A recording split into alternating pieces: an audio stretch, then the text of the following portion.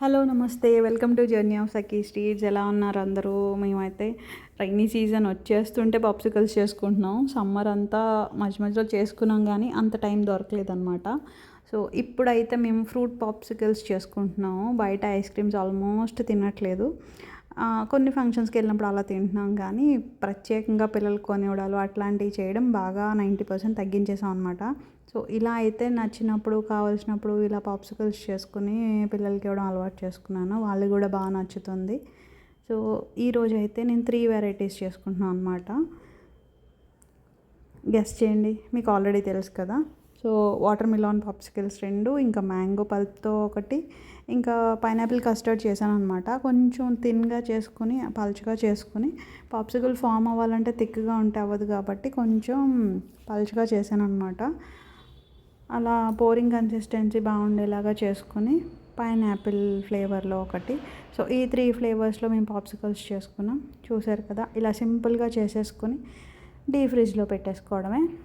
Minimum 6 hours ఉంచామంటే బాగుంటుంది. Popsicle ready అవుతుంది. మొత్తం మనం వేసింది ఫ్రూట్ పల్ప్ అదే ఉంటుంది కాబట్టి వాటర్ కంటెంట్ ఎక్కువ ఉన్నప్పుడు తొందరగా ఫామ్ అయిపోతుంది అది. ఇదైతే పల్ప్ ఎక్కువ ఉంటుంది కాబట్టి కొంచెం టైం టేకింగ్. సో నేను టెంపరేచర్ కూడా అడ్జస్ట్ చేశాను. ఇక్కడ 1 degree Celsiusలో పెట్టాను. చూసారు కదా. సో ఇలా అయితే నేను ఓవర్ నైట్ చేసుకున్నాను. రెస్ట్ మిగిలినవి అనమాట, లెఫ్ట్ ఓవర్ ఇది. దాన్ని కూడా నేను ఫ్రిడ్జ్లో పెట్టేసుకుని ఐస్ క్రీమ్ లాగా తినేసాం మేము. అది అందరికీ టేస్ట్ అయితే నచ్చింది. ఇక్కడ వాటర్ మిలాన్ పాప్సికల్ అయితే ఒకటి విరిగిపోయింది. బికాజ్ అది పల్పు ఎక్కువ మంచిగా ఉంది.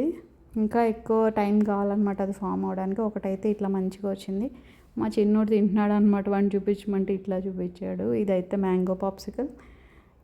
ఇది మా పెద్దోడు తిన్నాడు అనమాట. నెక్స్ట్ ఇదైతే ఓన్లీ ఫ్రూట్, పల్ప్ చేయలేదు. ఓన్లీ ఫ్రూట్ని కట్ చేసి ఇట్లా చేసుకున్నాం అనమాట. చాలా బాగున్నాయి కూడా. ఆ షేప్స్లో కుకీ కట్టర్స్లో నేను కట్ చేసుకుని పెట్టుకున్నాను. ఇది కూడా ఒక 6 hours ఫ్రీజర్లో పెట్టాను. సో ఇలా అయితే పాప్సికల్స్ లాగా రెడీ అయిపోయినాయి. ఇది రియల్ ఫ్రూట్ కాబట్టి ఏ గిల్టు లేకుండా హ్యాపీగా ఇచ్చేయచ్చు పిల్లలకి. డార్క్ చాక్లెట్ మెల్ట్ చేసుకుని పెట్టుకున్నాను సో దట్ పిల్లలకి బయట కొన్న ఫీల్ రావాలి అని. నేను కూడా, నాకు కూడా ఇష్టం యాక్చువల్గా చాక్లెట్ ఫ్లేవర్ ఉంటే. సో ఇలా నేను డార్క్ చాక్లెట్ మెల్ట్ చేసుకుని పెట్టుకొని ఏవైతే ఫ్రూట్ కట్ చేసి మనం చేసుకున్నాం కదా దాన్ని ఇప్పుడు డిప్ చేస్తాను అనమాట. వీటిల్లో డిప్ చేసుకొని మంచిగా చాకోబార్ ఉంటుంది కదా అలా వస్తుంది అనమాట. మంచి ఒక ఫైన్ చాక్లెట్ లేయర్ వస్తుంది. ఆల్రెడీ ఇది ఫ్రీజర్లో ఉన్నాయి కదా, చల్లగా ఉన్నాయి కాబట్టి ఆ చాక్లెట్ చాలా బాగా దాన్ని పట్టుకుని వెంటనే చాక్లెట్ కూడా ఫ్రీజ్ అయిపోతుంది. ఎక్కువ టైం తీసుకోదు. సో దీన్ని ఒక గ్లాస్లో కానీ బౌల్లో కానీ ఇట్లా రైస్ లేకపోతే గ్రెయిన్స్ ఏదన్నా వేసి మీరు స్టాండ్లో పెట్టేసుకోవచ్చు అనమాట. అది అట్లా ఫ్రీజ్ అయిపోతుంది. అగైన్ ఇట్లా ఫ్రిడ్జ్లో పెట్టుకోవచ్చు, లేదంటే ఐస్ క్యూబ్స్ మీద పెట్టుకుంటే అది కరిగిపోకుండా ఉంటుంది. లేదంటే సింపుల్గా అలానే కూడా సర్వ్ చేసేసుకోవచ్చు, బాగుంటుంది. పిల్లలకి ఐస్ క్రీమ్ తిన్న ఫీలింగ్ ఉంటుంది. మనం కూడా గిల్ట్ ఫ్రీగా మనం పిల్లలకి పెట్టామన్న సాటిస్ఫాక్షన్ కూడా ఉంటుంది. ఎక్కువ టైం కూడా పట్టదు, చాలా తక్కువ టైంలో చేసుకోవచ్చు. అప్పటికప్పుడు కూడా చేసుకోవచ్చు. టెంపరేచర్ అడ్జస్ట్ చేసుకునే ఛాన్స్ ఉంటే మాత్రం 1 hourలో కూడా చేసుకోవచ్చు ఈజీగా. లేదు అనుకుంటే మాత్రం అట్లీస్ట్ ఒక 6 to 8 hours ఉంటే ఆ ఫ్రీజింగ్ అనేది బాగుంటుంది. అలా బాగున్నప్పుడు మనకు ఐస్ క్రీమ్ టేస్ట్ కూడా చాలా బాగుంటుంది అనమాట.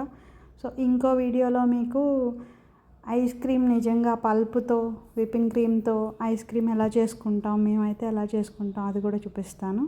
ప్రస్తుతానికైతే ఇది చూసి మీరు కూడా ఒకసారి ట్రై చేసి చెప్పండి ఎలా ఉందో. ఒకసారి ఆ చాక్లెట్ కోటింగ్ లేకపోయినా కూడా ఇలా అయితే తిని చూడండి, చాలా బాగుంటుంది. ఫ్రోజన్ ఫ్రూట్స్ ఇప్పుడు వస్తున్నాయి కదా, అట్లానే మనం ఇంట్లో కూడా చేసుకోవచ్చు. ఒకసారి అయితే ట్రై చేసి చూడండి. గ్రైండ్ చేసి పెట్టుకున్నది కూడా బాగుంటుంది. ఇదైతే మా పెద్దోడు చెప్తున్నాడు బాగుందని. సో ఇది ఈరోజు వీడియో. మళ్ళీ కలుద్దాం ఒక మంచి వీడియోతో. Thank you so much.